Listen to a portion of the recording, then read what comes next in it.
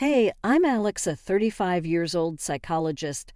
I entered the clinic on Tuesday morning to the sound of the coffee machine humming its pleasing tune and the clock ticking like it's been stuck in a time loop. Walking to my office, I, the resident psychologist, had to navigate through the maze of people burdened with more emotional baggage than a cargo train could handle. Makes my job challenging but oh so rewarding, the perfect roller coaster, and I'm always the conductor. And then came Jake, a subdued, sad look, dragging his dad around like he's carrying the entire world on his poor shoulders. Hey, I need some help here. It's like a maze, and my dad needs to see the doc pronto, Jake said, his voice laced with worry, but trying to keep it cool. Sure thing, I replied, putting down my third cup of coffee. Follow me. As we walked, Jake kept thanking me like I was doing him a huge favor. Really appreciate this. Dad's been off his game, and I'm just trying to keep the ship from sinking, he said. You're doing good. It's not easy, but hey, you're not alone, I reassured him. He gave me a look, a mix of surprise and relief. It was clear he wasn't used to getting support. We got to the doc's office, and I assured him they were in good hands. Thanks, call me Alex, I said. Thanks, Alex, I owe you one. Let me buy you coffee sometime, Jake offered, scratching the back of his neck, looking a bit awkward. I laughed. Sure, but I warn you, I'm a tough critic when it comes to coffee. Challenge accepted, he grinned, and just like that, we hit it off. We started hanging out, first coffee, then movies, and the occasional dinner. It was easy with him, like I didn't have to try hard to be someone I'm not. Jake was all about keeping things real, no hairs about him. He worked in his family's laundry business, nothing glamorous, but he was proud of what they built. One thing led to another, and our casual meets turned into something more. Jake was a breath of fresh air, his straightforwardness, the way he'd call it as he saw it, no sugarcoating. It was refreshing, especially in my line of work, where everything's about reading between the lines. Alex, I've been thinking, Jake said one evening as we were closing down another burger joint. We're good together, like really good, I smirked, sipping on the last of my milkshake. Took you long enough to notice, he laughed, that easy, carefree sound. So what do you say you want to make this a regular thing? Jake, I thought you'd never ask. Yes, let's see where this train wreck goes, I teased, bumping his shoulder with mine. A year into dating Jake, things got pretty serious pretty fast. We were like two peas in a pod, dreaming big and laughing through it all. One chilly evening, wrapped up in layers, we were at our favorite spot in the city, a little bench overlooking the river. That's when Jake, in his no-nonsense way, popped the question. So, Alex, I've been thinking, he started, his breath forming little clouds in the cold air. How about we make this official? You, me, a couple of kids running around. I couldn't help but laugh. Kids, huh? You sure you can handle that? With you, I'd handle a zoo, he shot back with a grin.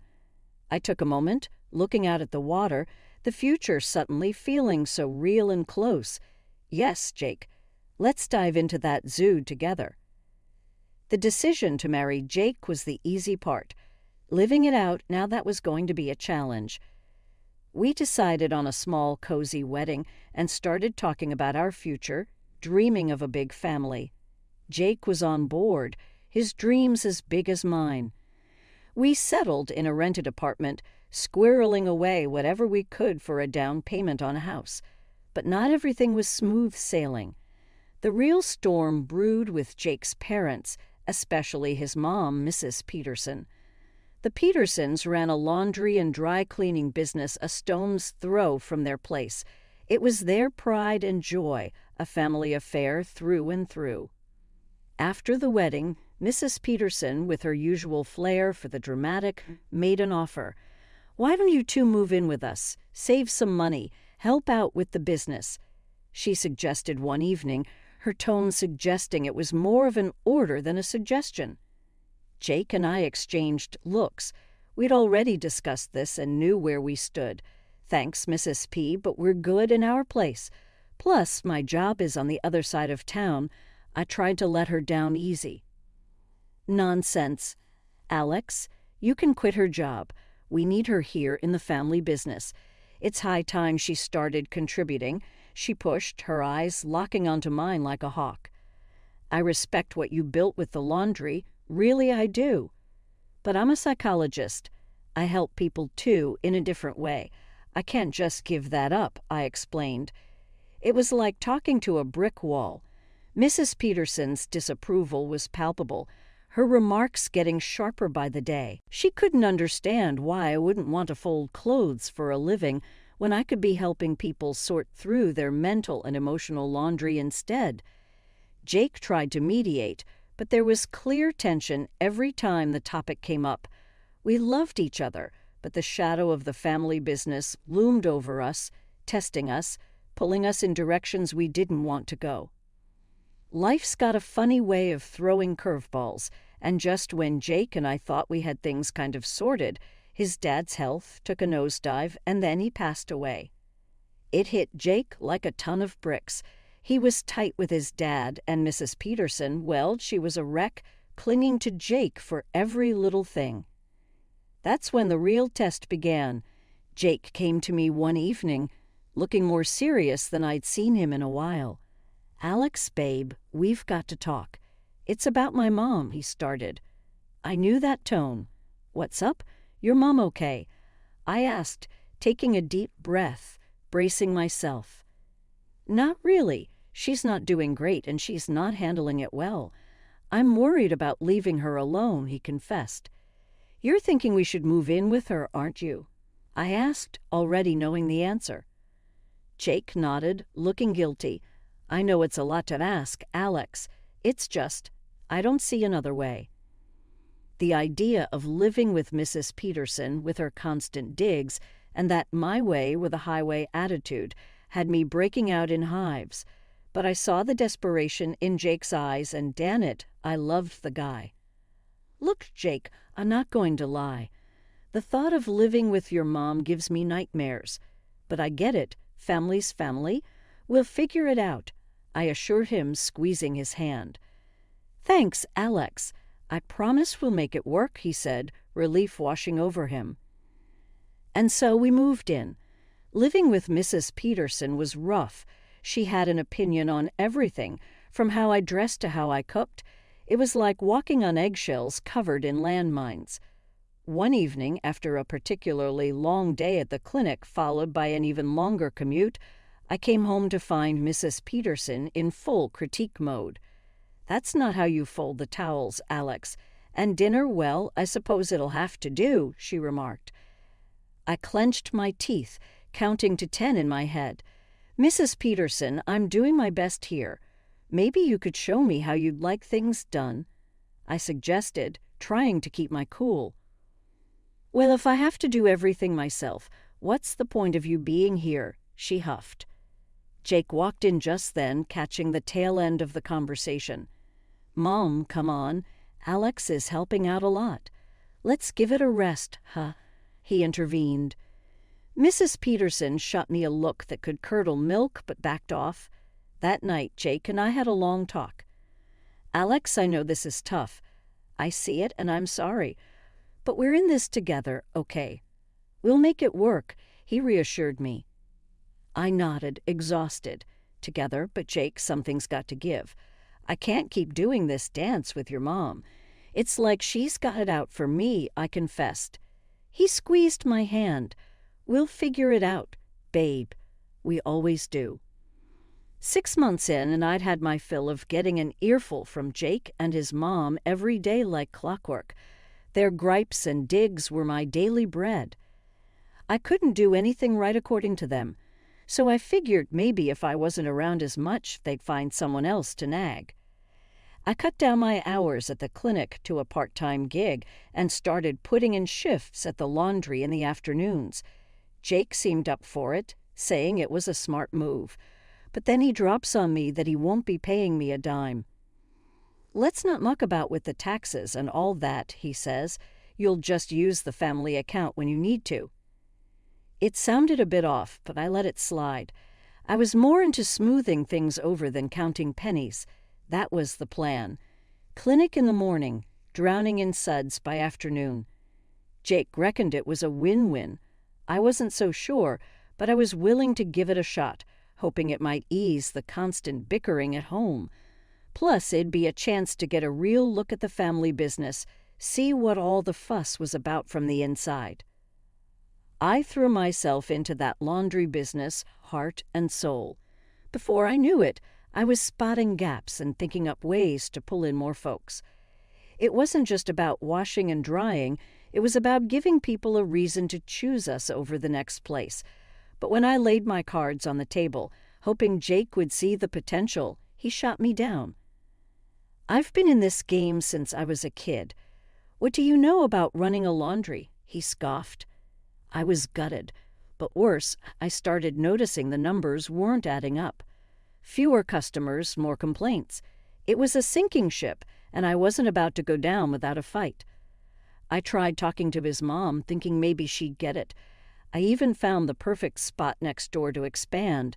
But no dice. Jake was her golden boy, could do no wrong. It was like talking to a brick wall. But I wasn't done yet. I gathered up all the evidence I could. Graphs showing our dipping income, screenshots of scathing reviews online, you name it, I had it. Customers were fed up with the sky-high prices, the missing socks and shirts, the lot. Armed to the teeth, I confronted Jake. "Look at this," I said, shoving the papers in his face. "We're bleeding money, and people are talking, none of it good. If we don't shake things up, we're headed straight for the gutter." He barely glanced at the papers before tossing them aside. "You're clueless?" he snapped. "This is my turf. You think a few bad reviews and a dip in cash flow mean we're tanking. You don't know the first thing about running a laundry." His words hit like a slap. I'd laid it all out clear as day, but he was too stubborn to see. It wasn't just about the laundry anymore. It was about respect, about listening to each other. And right then I realized maybe we weren't on the same page after all. Maybe we weren't even in the same book. I watched, helpless as our numbers continued to slide. Every attempt at conversation was met with, "Alex, just focus on the work. Leave the thinking to me."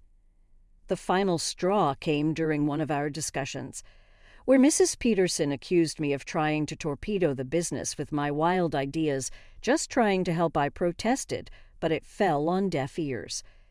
Jake stood by, a silent witness to his mother's tirade.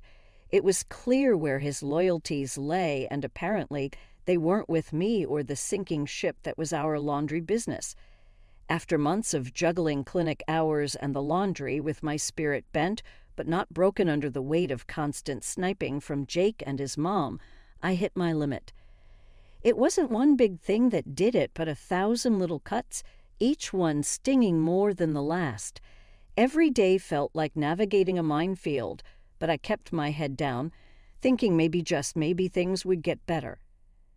That was until my birthday rolled around, a day that should have been about a little joy, a little break from the endless grind. I left a note for Jake in the morning, thinking he'd at least remember the date. Out for the morning, back soon. Simple, right? I treated myself to a new dress, something I hadn't done in ages, then hit the salon, hair, nails, makeup, the works. It was my day after all, or so I thought. The moment I stepped back into the house, I could feel the storm brewing. Jake and his mom, Mrs. Peterson, were there, faces like thunderclouds, waiting for me. "Where the hell have you been?" Jake barked the second I walked in. "The laundry's been a mess without you, and there's no breakfast." I blinked, taken aback. But it's my birthday, I thought. His mother cut in, her voice sharp as a knife. "Your birthday. You think that's some excuse to slack off? We needed you here. You're just lazy and clueless, not even fit to be a housekeeper." I felt my heart sink. Not even a happy birthday, nothing. I turned to Jake, searching his face for some support, some sign he'd stand up for me. "Jake, you too? You think I'm just lazy?" He wouldn't meet my eye. "Mom's right, Alex. We can't have you running off whenever you feel like it. There's work to be done." That was the straw that broke the camel's back. All the patience, all the effort I'd put into making this work, it just crumbled. "You know what? I can't do this anymore. I want a divorce," I said, the words tasting bitter in my mouth.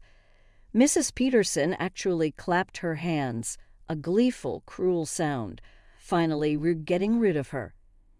Then, as if she hadn't already twisted the knife enough, she added, "You'll be paying for your stay here for the past 3 years, of course." I laughed. It was that or cry. "Actually, I think it's you who owes me for all the unpaid work, the holidays, the sick days. Let's see how that adds up, shall we?" Her face dropped. The room went silent, the air thick with tension. Jake looked between us, clearly at a loss. The conversation spiraled from there. Accusations flew. Past grievances aired. It was ugly, raw, and painful. A litany of all the ways we failed each other laid bare. I bent over backwards for this family, for this business, and this is the thanks I get, I said, my voice rising with each word. "And what about me? What about what I've given up?" "We're talking past each other, Jake. I don't even recognize us anymore," I replied, the fight draining out of me. The talk of divorce, of debts and dues, it all just underscored how far apart we'd grown. The love that had once bound us together had been stretched thin, frayed by neglect and misunderstanding. Walking away from Jake and his mom, I had a head full of steam and a heart full of hurt. But beneath all that, there was this tiny, stubborn spark of something like hope. Or maybe it was just spite. Either way, it was enough to get me moving. First thing, I found myself a little apartment, nothing fancy, but it was mine, all mine. The silence was deafening at first, a stark contrast to the constant bickering and criticism I'd gotten used to. But I filled it up with plans and dreams, louder and more vibrant than any argument. I remember sitting there on a second-hand couch, surrounded by unpacked boxes, when my best friend, Liz, dropped by. She found me surrounded by papers, my laptop open to a dozen tabs. "What's all this?" Liz asked, raising an eyebrow as she picked up a stack of printouts about business loans and laundry equipment. "I'm starting my own laundry business," I declared, more to convince myself than her. Liz whistled low and impressed. "That's a bold move, Alex, going head-to-head with Jake and his mom." I nodded, feeling the resolve solidify within me. "Yeah, they think they've seen the last of me, but I'm not done, not by a long shot. I found a spot for rent right next to their laundry. It's perfect. Isn't that a bit direct?" Liz asked, a hint of concern in her voice. "Direct is exactly what I'm going for. I've got ideas, Liz, good ones, and I know I can make this work," I said, the words tumbling out with a passion I hadn't felt in months. Liz smiled, her support unwavering. "Well then, you're going to need a business plan, and probably a drink. I'll grab the wine, you start brainstorming." So we did. We outlined everything from business hours to services offered, differentiating my future laundry from the one run by Jake and his mom. I wanted to create a space that was more than just a place to wash clothes, I said to Liz, a community hub with top-notch service and a personal touch. "Offers something they don't," Liz suggested, sipping her wine. "Like a loyalty program, or better yet, a guarantee for lost items." "That's genius," I said, the idea sparking excitement. "And I can set up a play area for kids, maybe even a small cafe corner. Make it a place where people actually want to spend time." We worked into the night, fueled by wine and the thrill of creation. By the time Liz left, I had a solid plan and a fire in my belly. It was more than just a business venture. It was my shot at proving them wrong, at proving to myself that I was more than what they saw. After the dust settled from the divorce, I dove headfirst into my plan. I found the empty spot next to Jake's laundry, snagged it. It was a mess, sure, but it had potential. I poured everything into fixing it up, buying the best washers and dryers I could afford, and stocking up on top-notch cleaning supplies. The place started shaping up, and I opened the doors with a mix of dread and hope. At first, it was like shouting into the void. Folks just kept on walking past to Jake's, sticking to what they knew, but I wasn't about to fold that easy. I made my place welcoming, a coffee machine for the adults, a small play area for the kids, even a couple of slot machines for a bit of fun. I stayed open round the clock, added security cameras, and made damn sure everyone's clothes were treated like treasure. Listen, I'll give you the best service you've ever had. I'd tell anyone who wandered in, half curious, half skeptical. Not happy with the clean, it's on the house. But when you see the results, you'll want to come back. Guaranteed. Word started getting around, thanks to the effort I put into every detail and every customer. Reviews on the internet began flipping from skeptical to stellar. "Never seen my whites so white," one said. "The coffee is a nice touch," said another. "Love the spot for the kids," chimed in a third. Before I knew it, my little laundry was buzzing, lines forming even in the early hours. My laundry became the go-to spot, not just for the quality of the clean, but for the community I was building. People didn't just come to wash their clothes. They came for a chat, a cup of coffee, or just a break from their day. It was more than a laundry, it was a place people looked forward to visiting.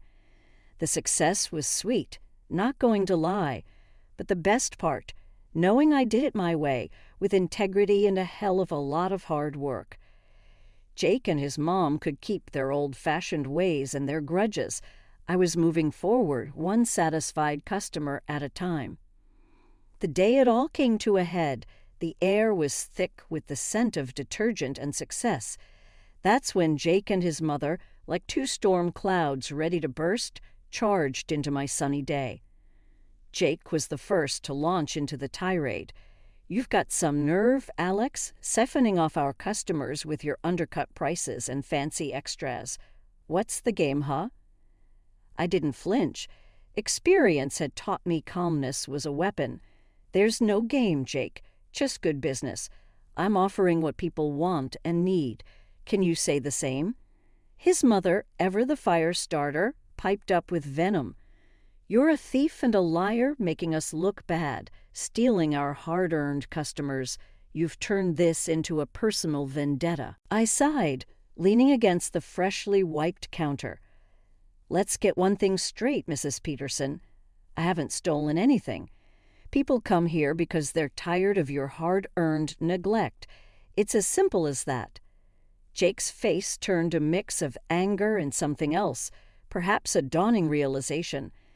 "We were doing just fine before you started this crusade," he echoed, incredulous. "Crusade," I echoed, incredulous. "All I did was fill a gap you left wide open. I offered suggestions, remember? You both decided I was the enemy for trying to help." The room fell silent, the weight of the moment settling heavily. Mrs. Peterson, in a last desperate bid, shifted tactics. "Fine then, if you're so successful, hire us. Our laundry is dying, we're swamped in debt." I let out a dry laugh. "Hire you. After everything, I think it's time for you both to leave. My customers don't need this kind of drama." They knew they had lost this battle, their shoulders slumping as they turned to leave. Jake paused at the door, a complex look crossing his face, a mixture of regret and resignation. "This isn't over, Alex," he said, but it lacked conviction. But it was over, at least for me. I had built something out of the ashes of their disdain, a place that brought a little bit of joy and cleanliness into people's lives. And as they walked out the door, I turned back to my bustling laundry, a smile playing on my lips. This chapter of my life was closed, and I was already